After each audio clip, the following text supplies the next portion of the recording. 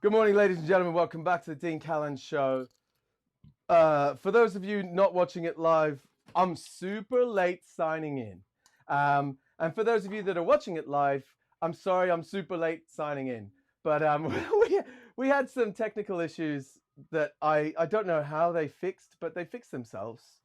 And you know, when you're going to do an entire episode based around chatting to the global brand ambassador from one of the best whiskeys in the world, you kind of want to get through to the person on the other end of the line.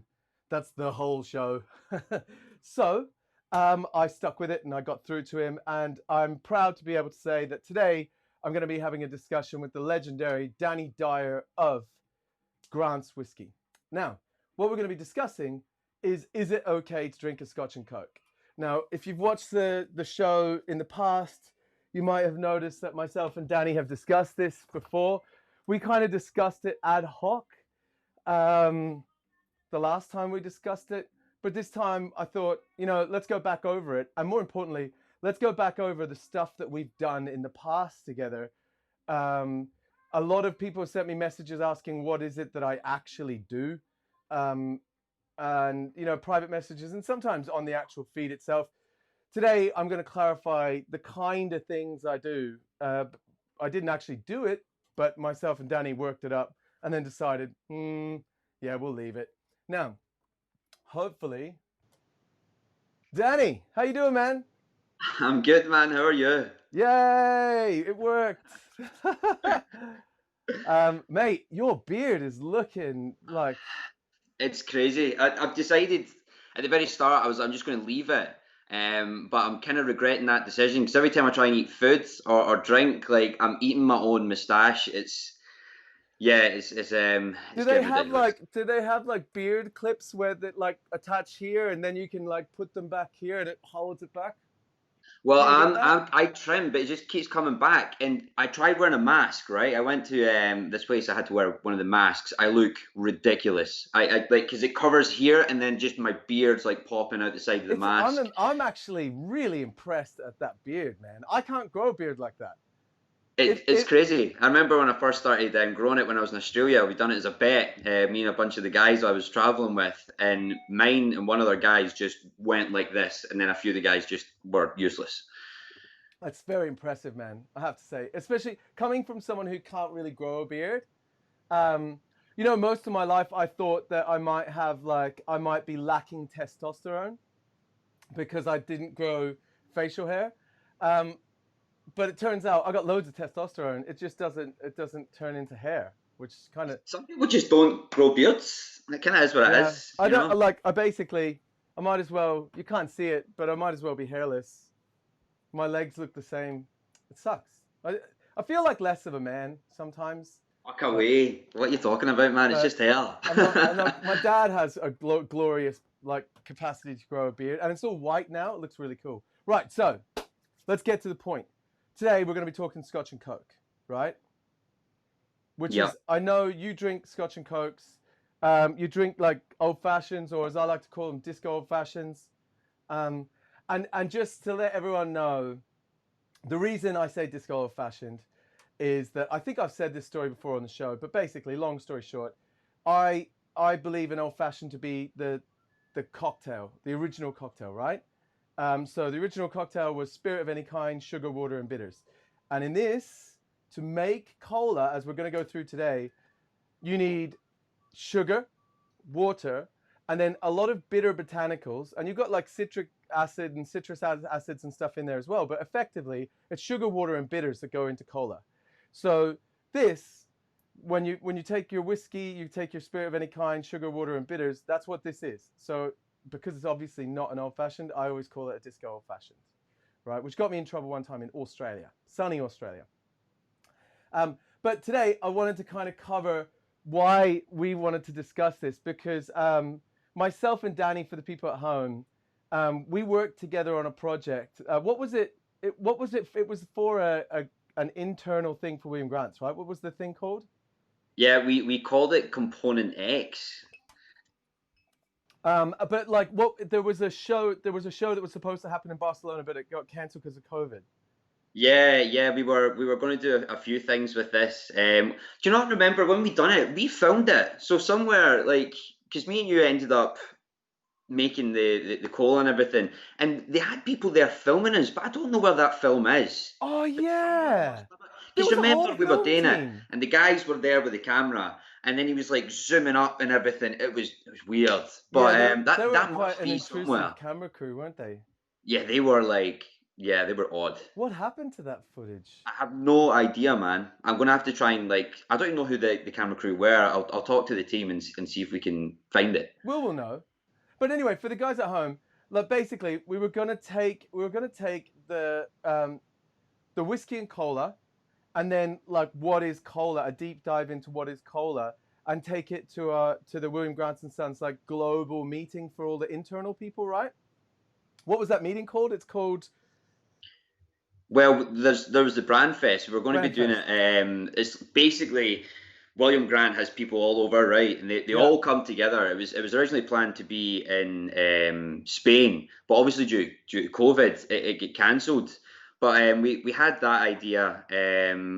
Maybe we might do it next year. But I was a bit gutted because we had some cool ideas in the pipeline as well for some of the stuff we're going to do, which I won't say just now because we might still do some yeah, of it. yeah. But Don't jinx us. yeah, we would have been at the brand fest. That would have been good Well, crack, so man. what we were going to do was we were going to fly over to this brand fest and like talk about cola and get people who maybe haven't like really looked into what cola is, especially fresh cola, and get them drinking fresh cola, right? So the guys, Danny and the team, asked me to kind of help out coming up with I guess, a way to kind of add some showmanship to it, which for me means building a bunch of gadgets that will help people visualize what goes into cola. So we built these. These were our little. We have like our orange peel, lemon peel, bitter orange, coriander. Like the ingredients that would go into a typical fresh cola mix, right? And I've got a video if this works because I did it very quickly. I've got a video showing what the case looks like. Let me try it.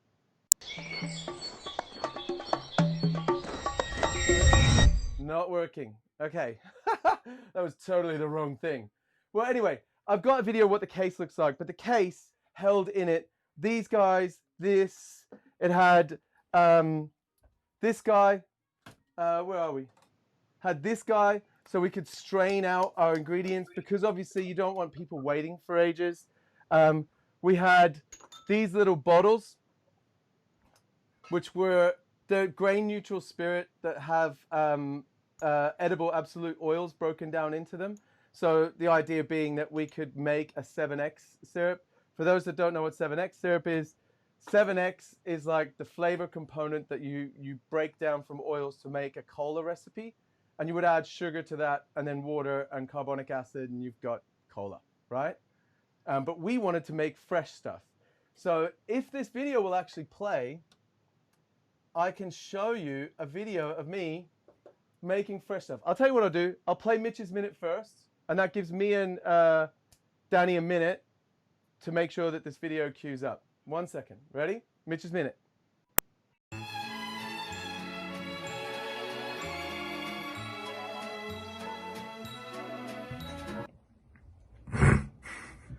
Lol. I mean, for a start, alcohol's poisonous, so if you're knowingly drinking it by choice, does anybody really have a place to judge you? Yeah, you're fucking knobheads. Best Scotch and Coke, Bunnahabhain 25 and Coke. Our big Lord of the Isles and Coke. How did we come to this conclusion? We used to have a thing called the Coca-Cola Challenge. This was when I was working at the Beresford with Andy Penny, and we used to look to antagonize. Andy used to fuck with me, so I used to look to antagonize him as much as possible. Like, he'd come in the morning, and I'd have had one of the bartenders take out all the corks of all the single malts and put speed pourers in them. Or I used to sometimes just like save up my manager's comp account and, or just go fucking rogue and do it and just drink shit with Coke in front of him just to make him angry, which is how I had those two particular other treats. And do you remember when people were reducing Coke and making old fashions out of it? That shit was funny, huh?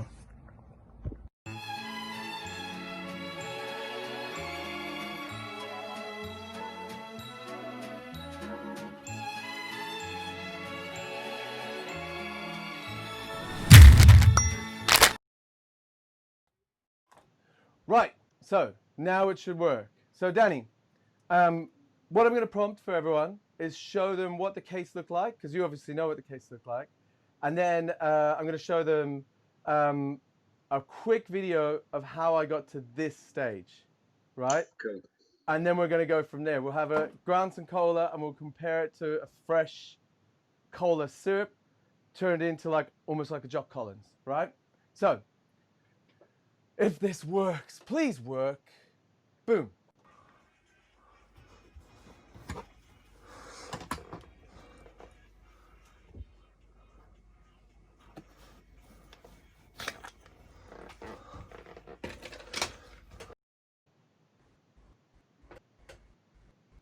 So these are obviously the different layers. The last layer was the top layer. You pull that out, and then underneath it, you've got a heater. You've got this little pot, but the handle, it's too hot, but the handle comes off the pot, so it's easier to pack down. And then all of this kind of separates out, and it goes in a flight case with the idea that we could travel with it, right? Now, once that all comes out, this is what we would do with it in front of everybody. So, start by making yourself a Grants and Cola, right? And then you drink it and you think to yourself, this is delicious. Get the heater going. And on the back of these little guys, you can see on this one, well, you can't see on that one. Nope. Whatever. It's got like the markings telling you how much of everything.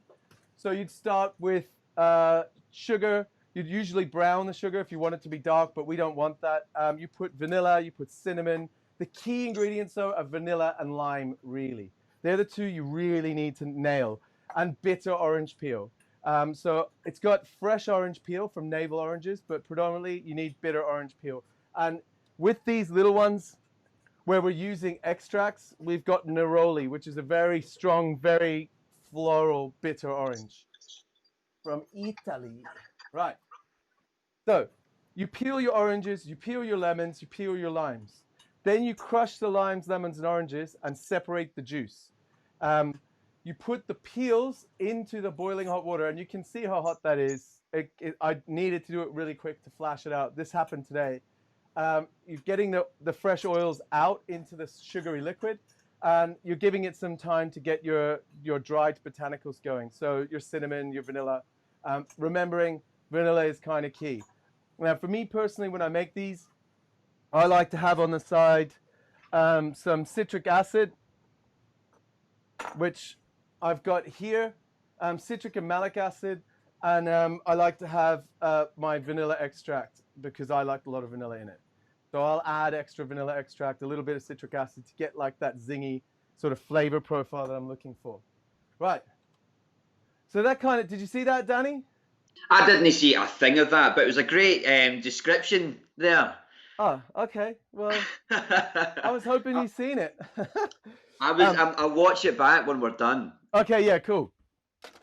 Now, in the case, there was also a little charging unit. So basically, Danny would be able to be in market, and he would take like a bottle of soda water, or let's say you had San Pao, open it, pour a little bit out, add the finished, cleaned, clarified syrup to that bottle really gently, and just as it starts to fizz, put a top on it, and charge it with this guy. So you got like a single charge unit.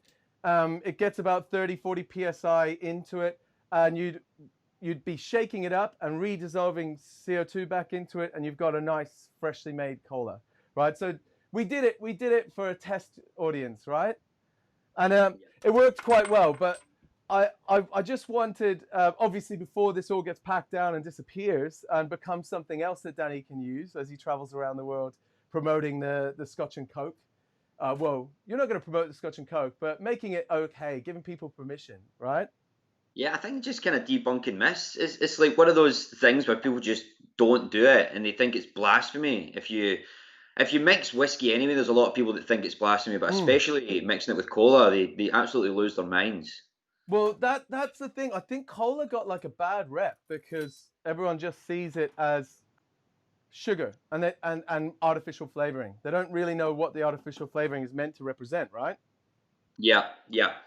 But when you think about it, like if you think about like Angostura bitters, for example, right? You've got a strong rum base, and then you've got lots of dried bitter botanicals, and like you can't say there's no vanilla and cinnamon in Angostura bitters. Like you can't get away with saying that. So you've got all these like dried citrus, bitter botanicals in Angostura bitters, um, which if you look at it, you know, this is bitter botanicals with some citrus and sugar. They're even adding like in the real stuff, they're even adding like caramel coloring to give it the dark color as you would in a bitters. So it's kind of like a sweeter, almost like bitter syrup, right? Exactly. So for me, this works. But I think the biggest problem is that most people don't realize what cola was and what it was meant to represent. They knew, you know, Pemberton or whatever put like cocaine and stuff in it, and it gives it a bad rep. But I think there's a lot of space, me personally, for obviously educating people so that they know what cola is meant to represent. And obviously, if you think about a rum and coke, if you look at vanilla, cinnamon, Christmas spices, and then citrus oils, like that's why it goes so well with rum. Like it makes perfect sense. So this guy, have you got Grants with you? You got a Grants and I do. cola? I've got it here. Do you know, Oh, it was the one thing I forgot when you put on Mitch's Minute. I was like, what am I missing? I was missing the bloody whiskey, but I've got it right. now. So what proportions do you use in your whiskey coke at home? So 50 mils, but as I'm at home, I house pour. So if you've been watching my Instagram, you can see that my pours are rather heavy when I do my 60-second serves. So it's a 50 mils of Grants. Again, that's quite a lot. And then 150 mils of Coke. You can use any Coke. You can use Coke Zero, Cola, Pepsi, Green Cola. There's tons of different colas out there. And I what's your favorite? My favourite, do you know, I love Pepsi, man, but I'm massively addicted to Coke Zero. It was my better half sort of had this addiction. She's passed it on to me. I just drink this stuff like it's not fashion. Honestly, I've always got Coke Zero in the house now. And then once you get there, the big one's the garnish, right? So the orange garnish really kind of it helps cut away the sweetness of the cola, and it kind of takes some of that sugariness away for the cola. I know it seems silly, but a big chunk of orange wedge really does help this drink. It makes it much better, you know. And that's it. Nice and simple. Grants and cola. All right, I'm going to do an orange wedge with you, and then I'm going to compare the Grants and Cola like as you would in a bar to our fresh cola syrup and soda. Now, for anyone at home that wants to practice making cola syrup, I'm doing this on the fly really fast. I would say you strain out your syrup with the botanicals infused in it, and then smell it. And you should be able to smell a kind of a cola flavor in it. But what you want to do is you've taken the juice from the citrus, and it's kind of you're adding the acid back in, that fresh juice, to the already kind of chilled syrup, little bit by little bit. And my hot tip, have some vanilla essence and add vanilla essence until you've got exactly the bang on cola flavor that you're looking for. And this should start to really, it smells like more like cola bottles than Coca-Cola. That's actually really good. Oh, all right. So right now, I want it to have a little bit more zing, right? It's a bit soft, so I'm going to put some citric acid. This is actually a blend of citric and malic acid. If I can get the top off. Which, what the hell happened to that? It's like melted. Right, just going to put a few dots. See how that works. Danny, when you do yours, do you add citric acid? I do, yeah. And I've actually, it's quite funny when you do it. Colas, when I make mine, it's a green color until you add in that the sort of like caramel, the browning sauce. So I've done one and just left it green because I think it was pretty cool. All right, cool. So I'm gonna do this tall, and oh god, I forgot about comments. Where are we? So well, I got a comment here, right? What is that piece that is a travelable to carbonate with? Okay, so this you can buy online. If you can DM me and I'll send you a link to where to get it. But that piece you can travel with, and then these are 16-gram CO2 cartridges, and you've got the steel top that you attach that to. So you're literally traveling with this, and that one you pick up at the other end. So because that they'll take out of your bag in the plane. So it's really easy, and then you can charge something, but you won't be able to force carbonate it because it'll take too long.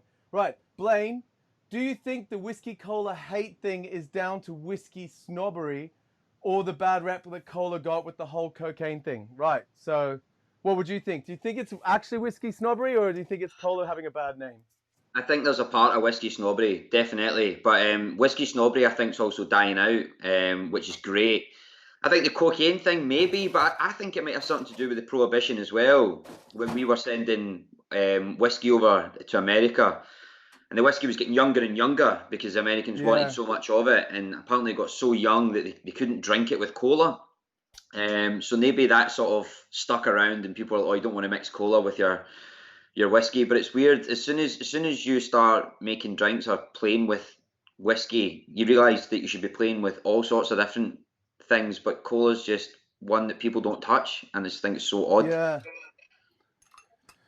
Well, let's see what happens. So we're making a Jock Collins, really, but I'm doing it in such a way that it's effectively a whiskey and Coke, because it's cola syrup, fresh cola syrup, and then it's got some of the citrus that was separated that was meant to go back into the syrup instead of just plain lemon juice. It's like, I guess, Bells of St. Clements type thing. And then it's got the soda, so you've got the sugar, you've got the bitter botanicals, you've got the carbonic acid from the soda, you've got everything that you would expect in a whiskey and cola, except maybe caramel coloring. Wait, does Grant's, do we get a bit of caramel coloring in this? Because that would be great. Yeah. Yes! So this is a whiskey cola, but fresh. It's a fresh whiskey cola. I'm still going to garnish it with an orange. Right, so same style of garnish. This is fun. See, this is the fun. This is what I do. Like, I'll work with Danny to do this sort of stuff, and I guess really, you knew how to do all this. It was just by getting in an outside consultant to come in and work with you, we can bounce off each other, and kind of you're not in a, I guess you're not in an echo chamber. You got someone outside going, this will be great. It's always best to bounce stuff off with someone else, because sometimes you think your idea is great, and then you tell someone, you realise it's just crap, So it's good having the two to sort of bounce off and then go, I think we should do it that way or this way, All right. And then after we worked it up to a way that we could carry the stuff, we could turn up into any market with everything that we needed, run the training, have a video, do the whole thing. And then we decided, maybe it's not as much fun to watch as we thought it would be, right? It was fun for us. And I think it's a really important thing, right? So, the project didn't go perfectly, but we had fun with it and we learned from it. So we've adapted it and changed it now. But it was great fun making it and having a go with it. And I'm just glad that we're now using that kit, and you're getting to use it and play around with it, because I'm definitely going to. I still make fresh colas and have all sorts of fun weird drinks. And it's also handy to be able to reference it a little bit and say, this is this is how we did it. This is our recipe. Because we nailed a recipe. We got a really good recipe down. Yeah. Yeah. Ooh. This is super interesting, and it does taste like whiskey and fresh cola. And it's funny because like fresh cola it has its own flavor, right? It's very different to well, it's like the whole lemonade thing, right? If you're drinking like a Sprite and you're fresh lemonade, fresh cola is so funky. It tastes Yeah. really quite different to like a tin of cola. And often like the ones we were making before, especially when we were carbonating it overnight, you tasted it and you couldn't quite tell what it was. Couldn't put your finger on it. And then when you say cola, it's like, cola. It's like Yeah. cola bottles, but without too much vanilla. Yeah. I like this one better. So that throws the whiskey snobbery out the window. I end up liking the original one better. Okay, so Sam from America is saying he's American, and in America, it's definitely whiskey snobbery. Oh, really? Yeah. Yeah, like I did a whiskey live in Chicago. Would have been like maybe 8 or 9 years ago, and I was there with Monkey Shoulder, and nobody wanted to drink Monkey Shoulder. Like they were like, have you got anything older? Is there anything older? And it was like all they wanted to do was try the oldest stuff, which I found really interesting. Like they'd rather try a kind of like, let's say, not run of the mill whiskey that's kind of got an older age statement on it than trying something that's spectacular and different but younger. So they were just looking at numbers. And I guess you need to kind of keep those people happy, but Yeah, I guess it's sort of bragging rights as well, right? Like, what did you do? I drunk a 25-year-old malt or a 30-year-old malt, but I think the age statement thing's an interesting one as well because there's some really great young whiskey out there, but people just get really put off if they see like below the year 10. I don't know, like 10 seems to be like the accepted yeah. young age for some reason. But I've tried some great 3, 4, 5-year-old whiskies, and they've absolutely knocked out the park compared to older whiskies. Like old doesn't mean better; Yeah, usually means more expensive. you know what I've always wanted to do? I've always wanted to release like a 3-year-old and put 3-year-old on the label, but have aged it. The Balvenie Ton series where they do Ton 1401, Ton 1509, and it's not an age statement, but I mean there's some old whiskies in there, right? Oh yeah, yeah. And they seem to have nailed marrying older whiskies with younger whiskies to get a flavor profile that gives you the vibrancy of the young whiskey, but with the age kind of the flavors you can only get from age. Is it rancia? What's the flavor that you get out of wood that is old? Oh, I don't know the name of it, but it's with Yeah. the older whiskies, like the older that whiskey's getting, sometimes it gets that sort of like off wood, right? Because I've tried Yeah. really old whiskies, and some of them are horrible, but I like the off wood flavor.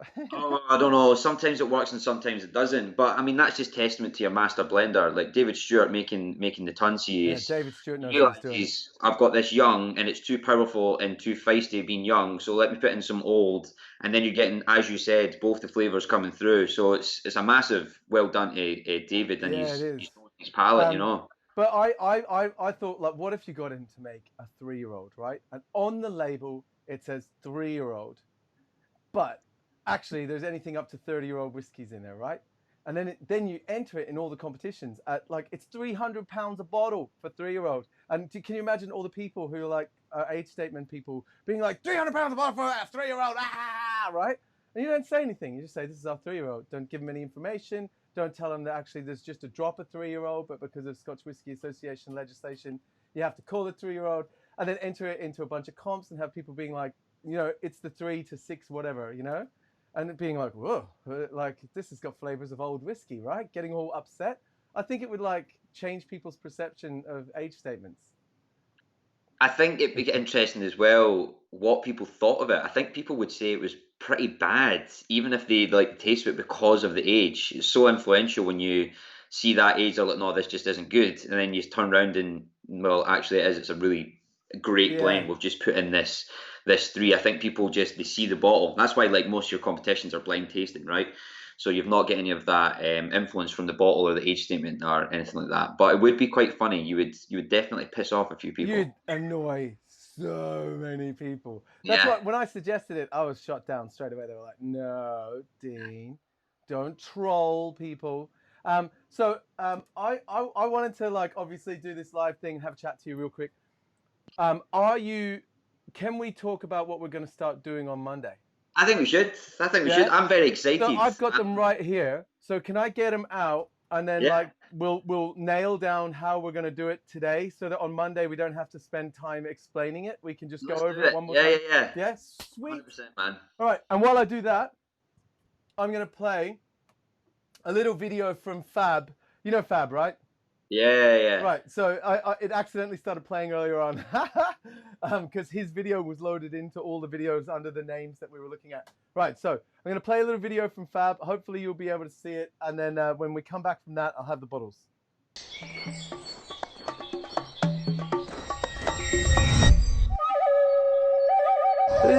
Whose is this?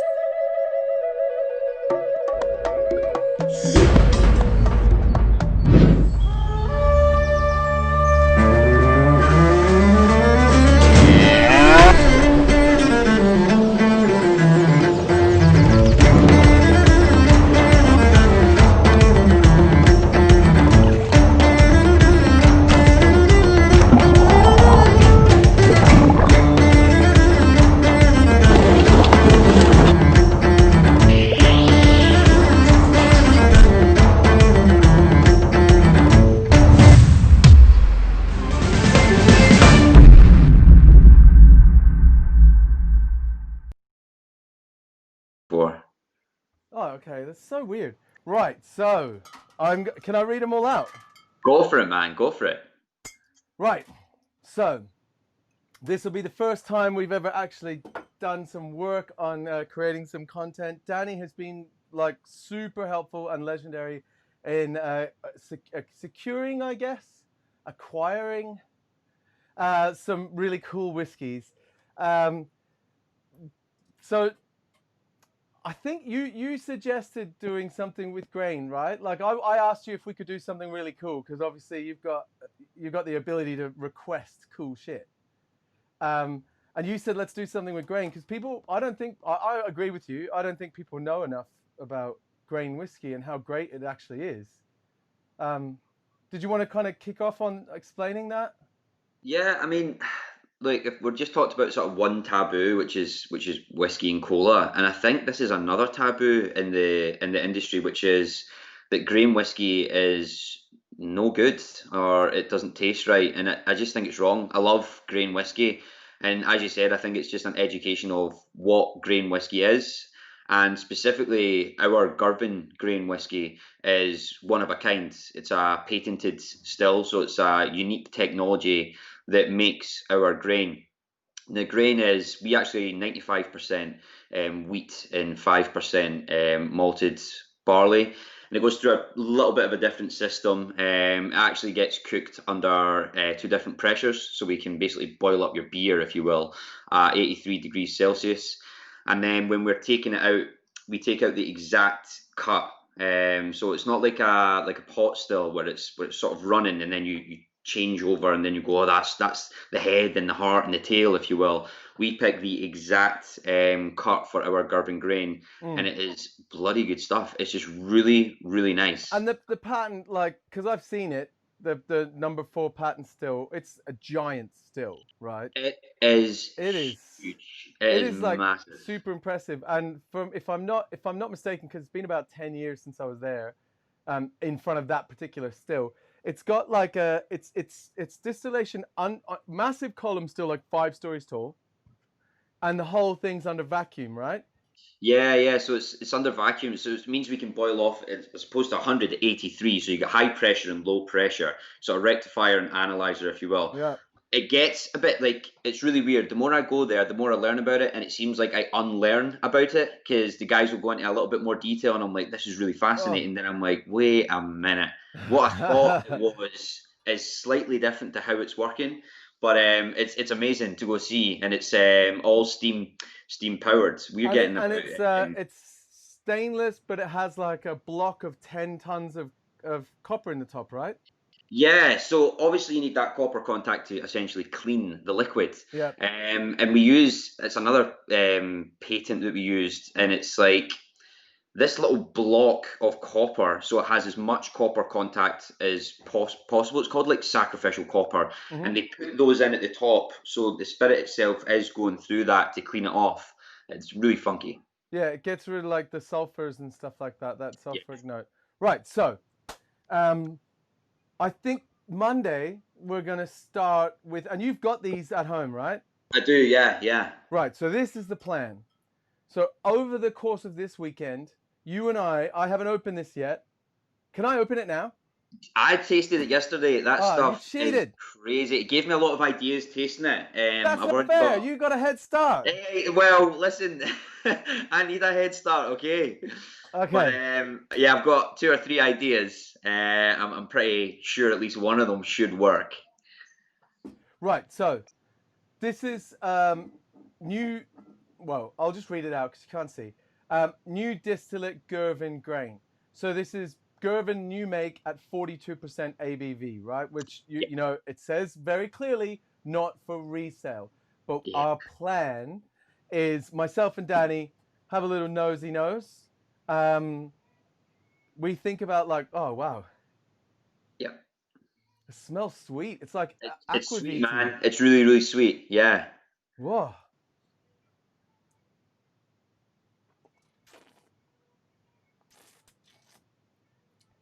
Oh, this is gonna be fun. It's fun, right? I had a preconception of what I was gonna do, but now I'm like, That's what I'm telling you. Like, I had ideas, and I was, I'll taste it just to make sure. And then suddenly I was like, whoa, I know exactly what I'm going to play around with this. I'm not going to tell you because I kind of. it's like halfway between a vodka ginny sort of. All right. So we have a nose, we have a taste, and then you and I come up with a drink, right? And then we come up with a drink with this, and on Monday on the show, you and I are going to present the drinks that we came up with over the course of the weekend, right? So and I think maybe you just pre-film your drink. That's what I'm going to do. And I'll do mine here I might do a few. when we're chatting, right? Yeah. Okay. So we'll present the drink that we've come up with, and then we'll invite a couple of people from the show. Unfortunately, I think the best way for me to do it and the safest way is for me to take this, decant it into small samples, and send them to within the UK, because then we know that they're going to get there, and we know we're not breaking any rules sending them, you know, with tax or whatever, right? Because we're literally doing it live. So if I send it to another country, I don't know how it works. And when we figure that out, we might do it again or something. We'll do it a different. I'll do a different thing. But for now, if you want to get involved on Monday, if you're watching this over the weekend, actually tune in live on Monday. Get involved on Monday. We're going to show you what we did, and then 2 people we'll send these out to, and then they have more or less a fortnight. So not the Friday after the Monday, but the following Friday, like a funkin' fun day Friday like today. You guys that got involved, and like, please, you know, only let me know if you're serious about it and you're going to actually do it, because I don't want to send it out and send it to someone who's just not going to respond, and then have not sent it to someone who really would have enjoyed doing it. You come up with a drink, and then on the following Friday, we come back here. I loop you guys in if your Skype works, and then you present to us what you come up with, right? And the idea is, you guys get to taste this, get to play with it, and you get to see a different side of grain whiskey. But at the same time, the people watching can see like what I've done with this flavor profile, what Danny's done with this flavor profile, and then to see what the other 2 people that are involved with the show and have decided to take it up have done with this flavor profile. Now, the first one we're going to do is the new make, and I'll read out what the other ones are, and we're not sure what order we're going to do them, right? I don't remember what order. But we called Brian Kinsman, or Danny called Brian Kinsman and got him to explain each of these. So each week when we announce them and we've had a taste, we'll also show you the clip about this individual product and what Brian Kinsman had to say, which is, I think, pretty awesome, right? It's pretty cool. Brian Kinsman's our master blender, and he's just so down to earth. And again, just like David Stewart, amazing nose and palate, and it was great chatting to him. And he was very pivotal in getting these grains as well. I reached out to him. He was great. All the guys at SBP or Big Bottling Hall and at Girvan were super kind as well. So massive thank you to all the teams that did help us get this grain, because it was an unusual request. It's unusual, yeah. Right, Yeah. so we've got new make at 42%. We've got an 8-year-old blended grain at 70% ABV, right? So those that are fans of overproof rum, like high proof spirit, you know, you can water it down if you like. You can do whatever you want with it, but we just want to see what your thoughts are. We've got the Girvan patent still at 25-year-old at 42%, which is just insane. It's crazy. Like, yeah. I don't know how much that sells for now, but like, that's insane, right? The fact that he threw in 25-year-old Girvan 4. And then we've got the Girvan grain at 5-year-old. Now it specifies here refill wood, right? And you can see, look at the difference in color. I know this is older, but it's quite a considerable difference in color in these. And this is 72.7% ABV, right? So this is some potent stuff, which makes me think, can I send this overseas? I know if I sent it to Norway, I'd get arrested because alcohol at this strength is illegal. But what I'm going to do is, because there's a full liter of this, I might send a little extra to you guys. But you've got that.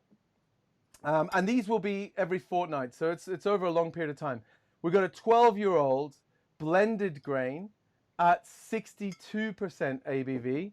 And then we've got the Girvan number 4 patent still at 42% ABV. It doesn't give the age, which is interesting, right? And it says natural color.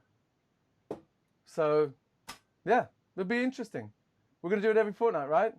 Every 2 weeks, yeah. And I'd be keen to see what some of your watchers come up with as well, because I don't know, it's just a bit of fun, right? We want to do a little bit of education. We want to have fun with it. But I've watched this a few times. I know you've got some guys that are great on the comments, and I just thought, why can't we do something with some of them and get them involved as well? You know, so yeah, it's funny. They seem to have gone quite quiet, actually.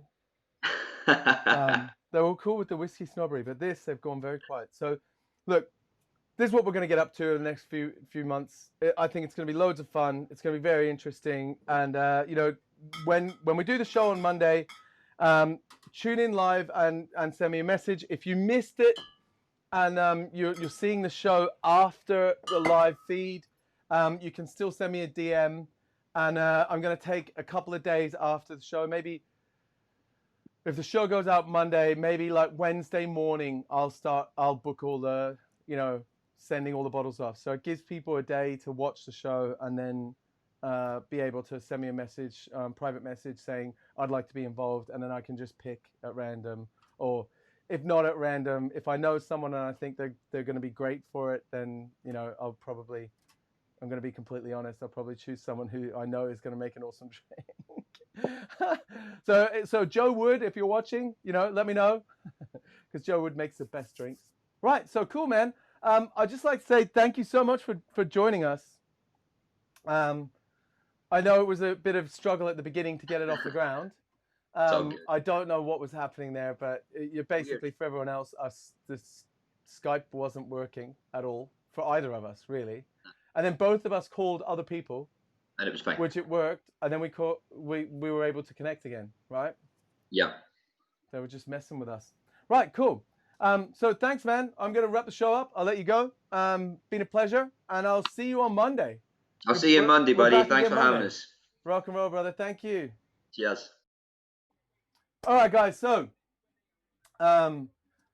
Blaine says the overproofs would be great to work with. What does refill mean? So refill, with Scotch whiskey, you have new oak, which is a barrel that has just been coopered, just been charred, and has come in to be used.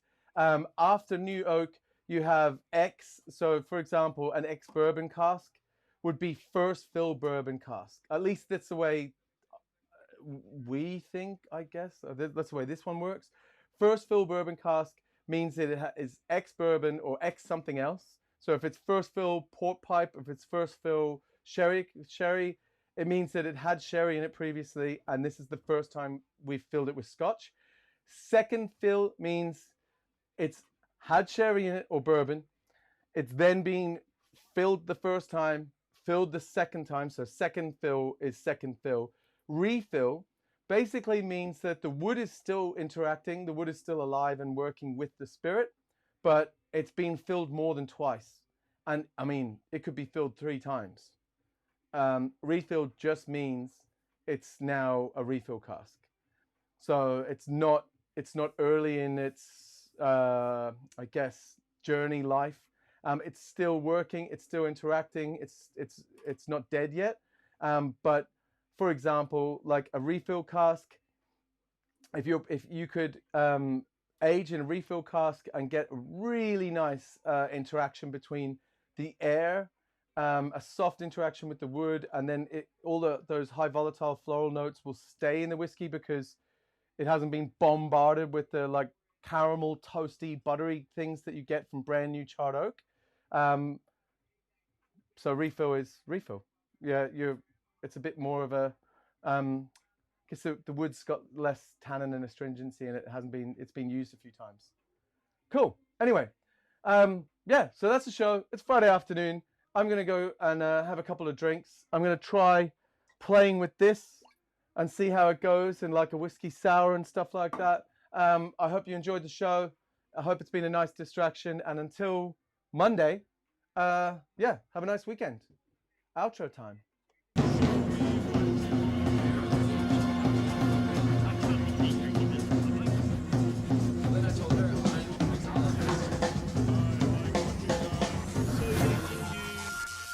You ordered what?